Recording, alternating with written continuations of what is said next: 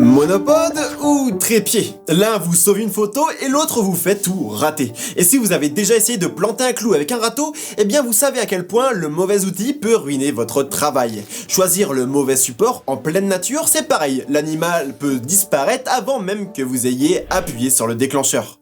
Alors, comment savoir lequel utiliser au bon moment? Et vous allez voir que dans cette vidéo, je vais répondre à vos questions dans deux situations bien différentes. Mais avant cela, on va déjà expliquer les points forts et les points faibles de chaque outil. Alors, commençons par le monopode.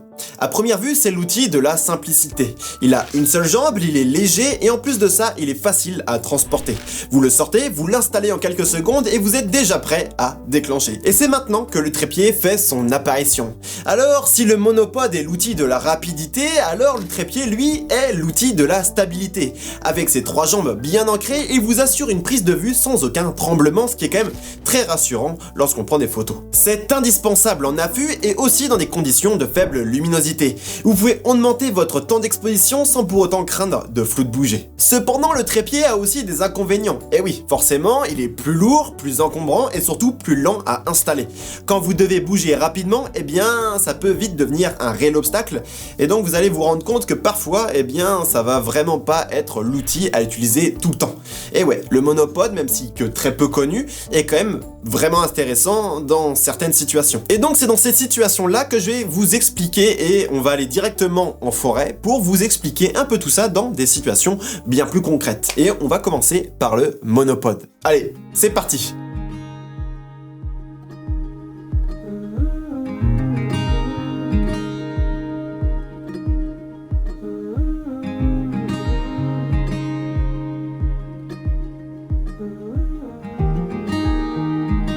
Nous voilà arrivés dans la première situation et donc cette situation j'ai choisi d'utiliser le monopode. Alors pourquoi? Eh bien parce que je vais l'utiliser la majeure partie du temps lorsque je vais aller en balade et donc là c'est une simple balade où je vais peut-être croiser un tas d'espèces que je n'ai pas vraiment prévues et donc j'ai besoin d'avoir de la réactivité. Et donc c'est pour ça que j'ai choisi le monopode. Alors il y a deux situations, il y a celle-ci et une autre qui est aussi celle de lorsque je vais aller à un affût, donc d'un point A à un point B, et je vais peut-être rencontrer des espèces entre ce laps de temps.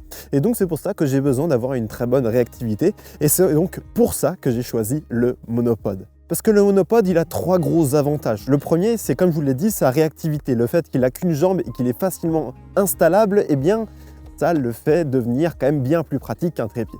En tout cas, dans beaucoup de situations. Et donc aussi, les deux derniers avantages, c'est qu'il est très peu encombrant, il a qu'un pied, donc forcément on rentre moins facilement dans des branchages, on se faufile bien plus facilement, on fait moins de bruit donc. Et donc le troisième et dernier avantage, c'est sa légèreté, il est que très peu lourd et donc forcément, ça lui en fait un autre point positif. Et donc voilà, c'est dans ces situations-là que j'utilise la majeure partie du temps le monopode, le fait qu'on puisse se balader, d'être prêt à toute épreuve. Donc là, je regarde à droite à gauche si on croise n'importe quelle espèce qu'on va pouvoir photographier. Et dès qu'on en voit une, on le pose et on prend les photos. C'est aussi simple que ça, mais le trépied serait bien plus compliqué à mettre en place, à prendre en photo. Alors c'est sûr qu'une fois que tu es installé, mais bon, le monopode, c'est quand même l'entre-deux le plus pratique en tout cas dans ces situations-là. Mais on va voir que dans d'autres situations, il est quand même bien plus intéressant d'utiliser le trépied et on y va directement. Allez, c'est parti!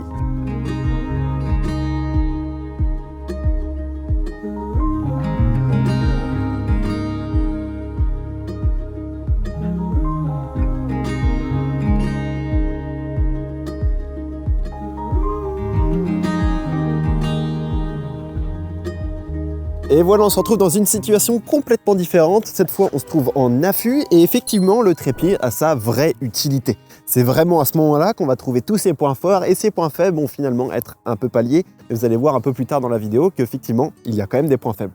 Alors déjà, on peut commencer que directement, et bien effectivement, grâce à ses trois pieds, il a une stabilité que le monopode n'aurait pas pu nous offrir. Et donc forcément, c'est un gros point fort quand on est en affût. Ça paraît évident, mais c'est important de le rappeler parce que on le prend surtout pour ça. Une fois de plus, on pourra intégrer dessus des têtes vidéo ou des têtes pendulaires ou une rotule qui pourrait être vraiment très pratique parce que prenons une situation au hasard, par exemple un chevreuil qui pourrait venir devant nous. Une fois qu'il arrive, eh bien, on n'a pas besoin de se soucier du mouvement qu'on pourrait faire avec le monopode qui pourrait être un peu problématique. Là, le trépied, il est posé, stable, ancré dans le sol. Et donc, la seule chose qu'on doit se soucier, c'est le mouvement du sujet, ce qui est quand même bien plus pratique qu'en photographie.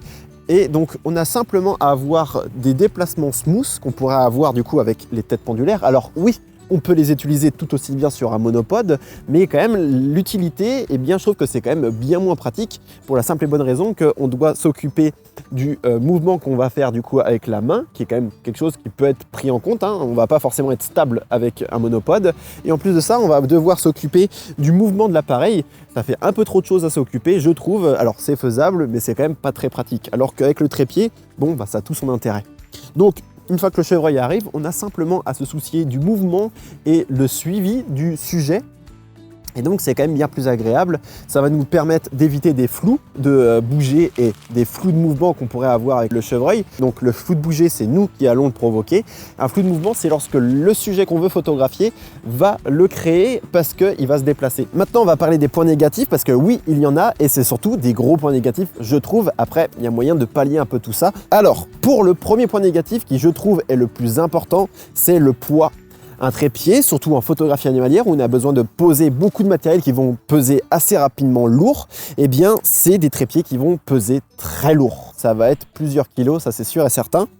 Et donc bon bah c'est quand même un peu emmerdant parce que quand on va devoir se balader pendant des longues randonnées, eh bien le moindre gramme a son importance et donc forcément le trépied peut être vite un frein à des longues randonnées. En tout cas ça peut vite devenir pénible.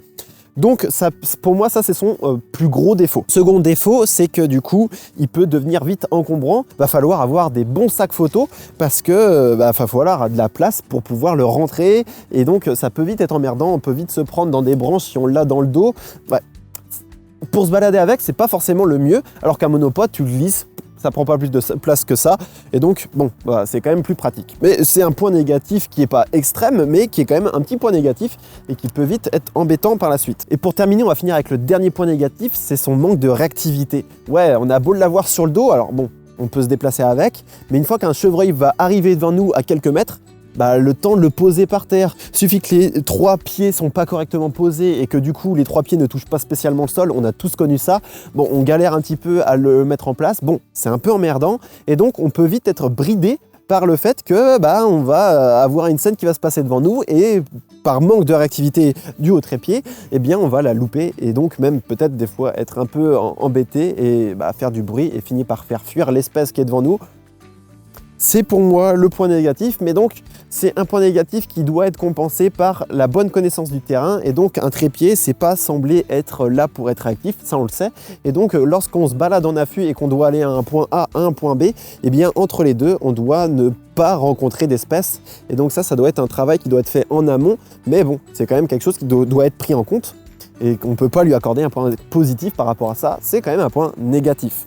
Voilà par rapport à ces deux outils qu'on utilise très régulièrement. Moi, le trépied et les monopodes, comme je vous l'ai dit, je pense que ça doit être de l'ordre de 80% d'utilisation de trépied et 20% de monopode. Parce que c'est quand même le trépied qui domine par rapport à ça. Je fais énormément d'affûts, mais par exemple, pour quelqu'un qui ferait un peu plus de billboard, eh bien peut-être que 20% d'utilisation, bah, ça se transformait peut-être en 80%. Ça inverserait finalement. Donc ça dépendra de votre utilisation de la photographie animalière. Moi je trouve que le mode affût est quand même la meilleure des solutions pour pouvoir avoir des belles photos, mais du coup ça dépendra de vous. N'hésitez pas à dire dans les commentaires quel est votre pourcentage d'utilisation entre les deux. Je suis assez curieux de savoir ça et puis ça permettrait de débattre dans les commentaires.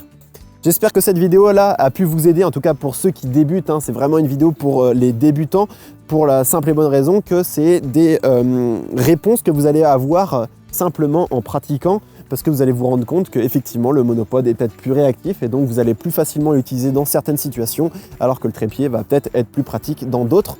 Voilà, j'espère que cette vidéo a pu vous aider, n'hésitez pas à la commenter, à la partager et aussi à la liker, ça m'aide énormément, vous l'avez compris. Et donc moi je vous dis dans une prochaine vidéo, ciao!